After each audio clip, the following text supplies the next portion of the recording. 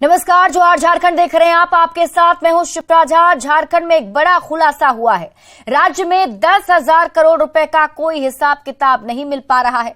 ये राशि विकास योजनाओं पर खर्च करने के नाम पर निकाली गई है, लेकिन राशि खर्च का यूटिलाइजेशन सर्टिफिकेट विभाग की ओर से जमा नहीं किया गया है। वित्त विभाग को इस बात की आशंका है कि इसमें से बड़ी राशि का गबन हुआ है। 20 साल के बाद वे ऑडिट में इस बात का खुलासा हुआ। अब संबंधित विभाग और अधिकारी पर विभाग एफआईआर दर्ज करने की तैयारी कर रहा है। झारखंड में 10,000 करोड़ का हिसाब नहीं। विकास योजना के नाम पर हुई थी निकासी। खर्च का उपयोगिता प्रमाण पत्र जमा नहीं। 10,000 करोड़ के गबन की आशंका। झारखंड में हमेशा से ही योजना के नाम पर सरकारी राशि की लूट का खुलासा होता रहा है, लेकिन इस बार जो खुलासा हुआ है वो चौंकाने वाला है। विभाग के लिए तय बजट राशि का 10,000 करोड़ रुपए कहां खर्च हो गए, इसका कोई हिसाब किताब नहीं मिल रहा। एजी को भेजे जाने वाले यूटिलाइजेशन सर्टिफिकेट के जमा नहीं होने के बाद इस हकीकत का खुलासा हुआ। जब विभाग ने 20 साल के बाद इसका ऑडिट कराया तो 10,000 करोड़ रुपए का यूटिलाइजेशन सर्टिफिकेट मिला ही नहीं। अब वित्त विभाग ने जून महीने में इसको लेकर समीक्षा बैठक बुलाई है। वित्त विभाग को इस बात की आशंका है कि इस राशि का बड़ा हिस्सा गबन हो सकता है। ऑडिट 20 साल के बाद हुआ, उसमें 10,000 करोड़ का हिसाब नहीं मिल पाया। यूसी नहीं जमा है, कई तरह से उसमें है, लेकिन मुख्य रूप से यूसी जो है यूटिलाइजेशन सर्टिफिकेट जमा नहीं किया गया।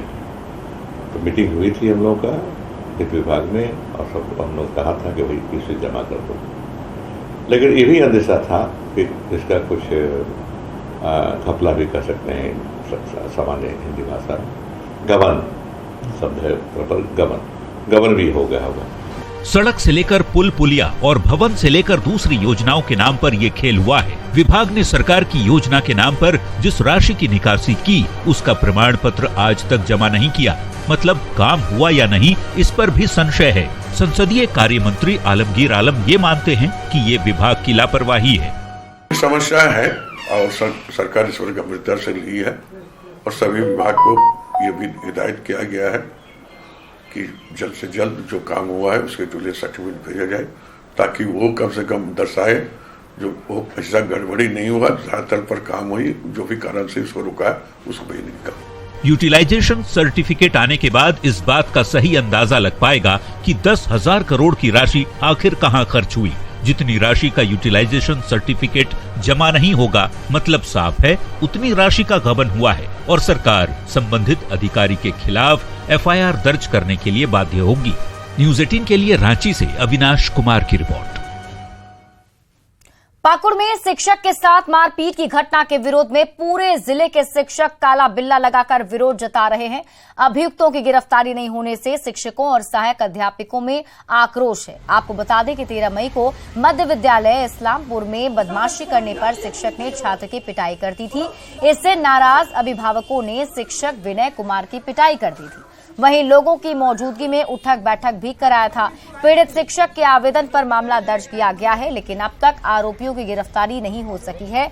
वहीं जब सोमवार को प्रबंध समिति सदस्यों ने स्कूल खोलने की कोशिश की तो आरोपियों ने स्कूल को बम से उड़ा देने की धमकी भी दी, जिससे नाराज शिक्षकों ने आरोपियों की गिरफ्तारी की मांग की है।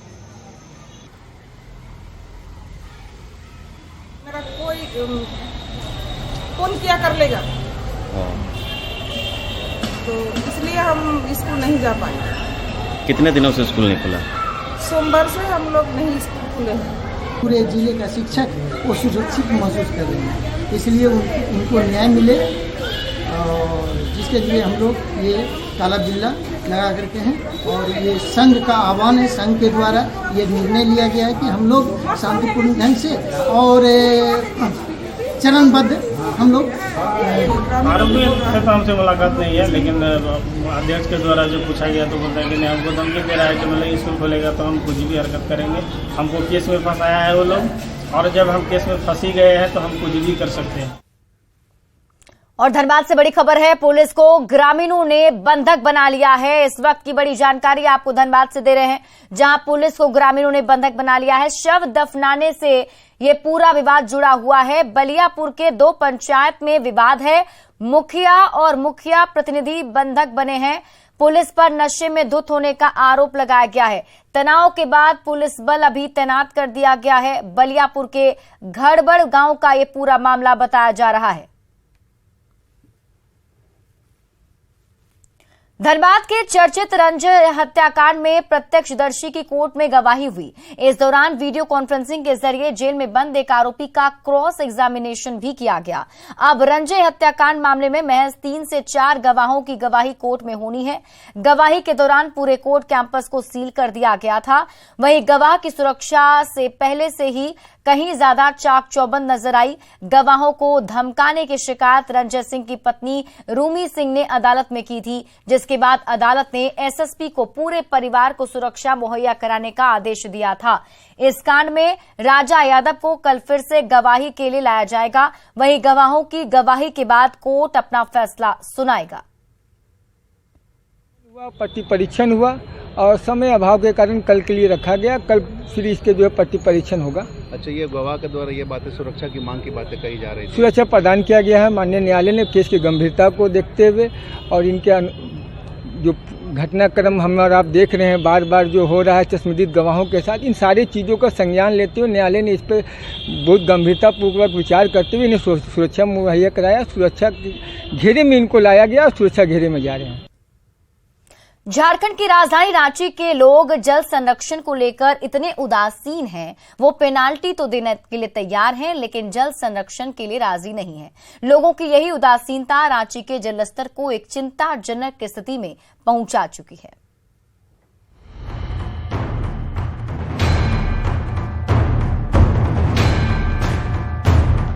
जिसे अब तक ना समझे वो कहानी हूँ मैं, मुझे बर्बाद मत करो, पानी हूँ मैं।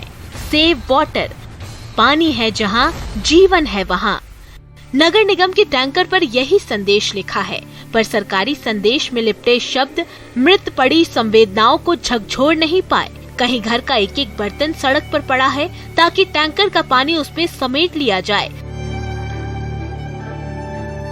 तो कहीं पेनाल्टी देना मंजूर है, लेकिन जल को संरक्षित करने की नैतिक सोच विकलांग पड़ी है। हम लोग जो होल्डिंग टैक्स लेते हैं, जिस घरों में ये वाटर हार्वेस्टिंग नहीं पाया था, हम लोग 1.5 गुना पेनल्टी भी लेते हैं। तो 1.5 गुना पेनल्टी लेने का ये मतलब नहीं है कि आप वाटर हार्वेस्टिंग आपको नहीं बनाना, वो तो एक कर है, अब अधिरोपित किया जा रहा है, लेकिन प्रत्येक घरों में ये होना काफ़ी अनिवार्य है और ये उनकी जिम्मेदारी है। आने वाले पीढ़ियों को हम क्या देंगे।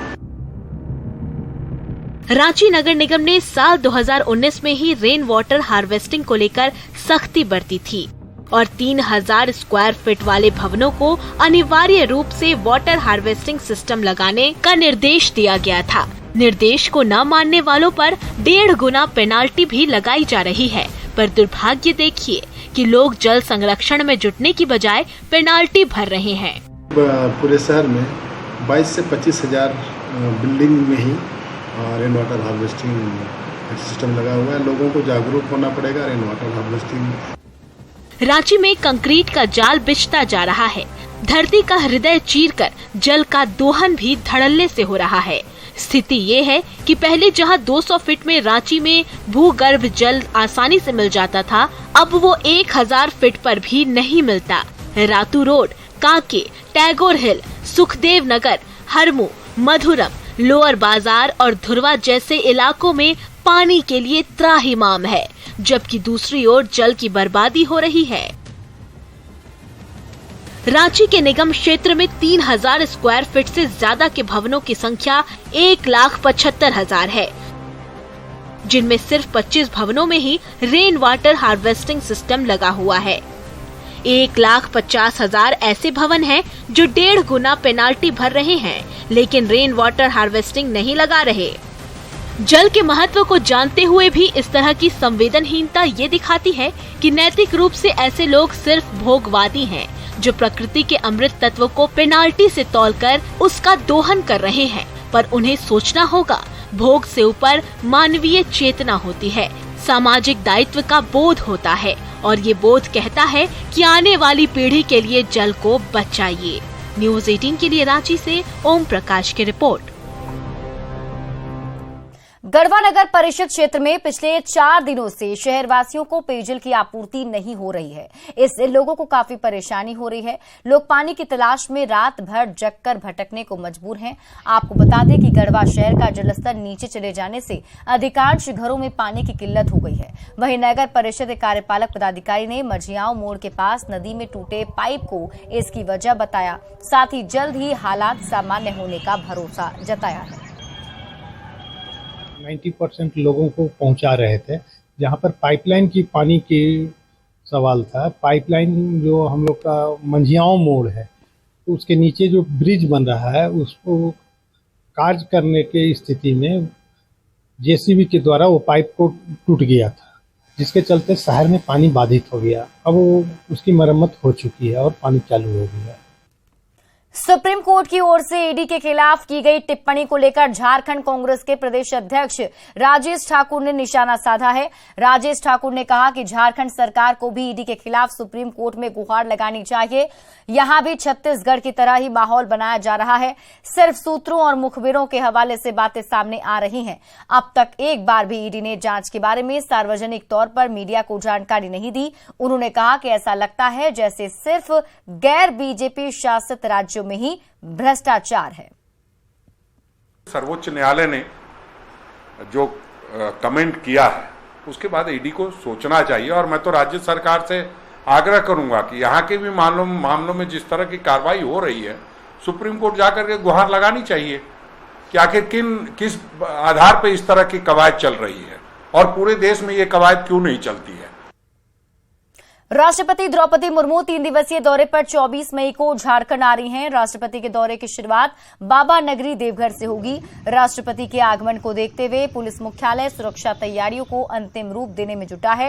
राष्ट्रपति 24 मई को विशेष विमान से सीधे देवघर पहुंचेंगी और बाबा वैद्यनाथ मंदिर में पूजा अर्चना के बाद करीब 12 बजे रांची पहुंचेंगी। वहां उनका रात्रि विश्राम का कार्यक्रम है। वहीं 25 मई को राष्ट्रपति झारखंड हाईकोर्ट के नए भवन का शिलान्यास करेंगी। वहीं खूंटी में मिनिस्ट्री ऑफ ट्राइबल अफेयर्स के कार्यक्रम में भी शामिल होंगी। 26 मई को राष्ट्रपति ट्रिपल आईटी कॉन्वोकेशन में शामिल होंगी और फिर उसी दिन दिल्ली लौट जाएंगी। लोगों के अनुसार सुरक्षा हेतु जो भी प्रबंध किए जाने हैं और तैयारियां की जानी हैं उसके हिसाब से की जाएगी और सभी जगह अलग अलग प्रकार के कार्यक्रम हैं। वहाँ पर जो आवश्यक संसाधन की जरूरत भी कंसर्न एसपी द्वारा महसूस की जा रही है वह भी संबंधित जिलों को उपलब्ध कराई जाएगी और मुझे लगता है कि सभी जगह अच्छे ढंग से हम लोग कार्यक्रम की सुरक्षा करेंगे। शिक्षा का अधिकार सबको है, पर शिक्षित होने के लिए जिंदगी को अगर रोज दांव पर लगाना पड़े तो हैरानी होती है। झारखंड के दूर दराज इलाकों से रांची में पढ़ने आए छात्र अपने वर्तमान को दांव पर लगाकर भविष्य को संवारने का संघर्ष कर रहे हैं। ये संघर्ष सरकार की उदासीनता का आईना है।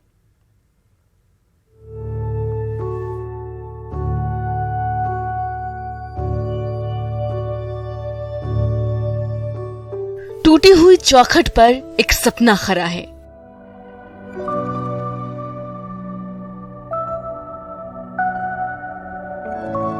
युवा आंखों में तैरता ये सपना भविष्य को संवारने का है, पर इसकी कीमत बहुत बड़ी है। गरीब का बच्चा किराए का मकान लेकर एसएससी, एडवांस गणित और झारखंड का जीके घोलकर नहीं पी सकता। उसे तो इस जर्जर हॉस्टल में ही तपना होगा। रह रहे हैं यहाँ 3 साल से। डर लगता होगा कि थोड़ा बहुत लगता है। छत बरसात चुभता भी होगा। पिताजी क्या करते हैं? किसान है। थोड़ा पैसा अगर रहता तो बड़े जगह भी रहते। हाँ। यहाँ का रहने का कारण क्या है? गरीबी। रांची के श्यामा प्रसाद मुखर्जी कॉलेज के ठीक पीछे खड़ी इस खंडरनुमा इमारत में सैकड़ों स्टूडेंट्स जान को जोखिम में डालकर कंपटीशन की तैयारी करते हैं। सपना कुछ कर गुजरने का। विश्वास की नींव भी मजबूत है, लेकिन इमारत खोखली है। कब गिर जाए कोई नहीं जानता। शुभम बीते 3 साल से इस खंडर नुमा इमारत में रहकर तैयारी कर रहे हैं। पिता के पास इतने पैसे नहीं हैं कि वो बेटे को रांची में किराए का मकान दिला सके। कितने दिनों से इसमें रह रहे हैं?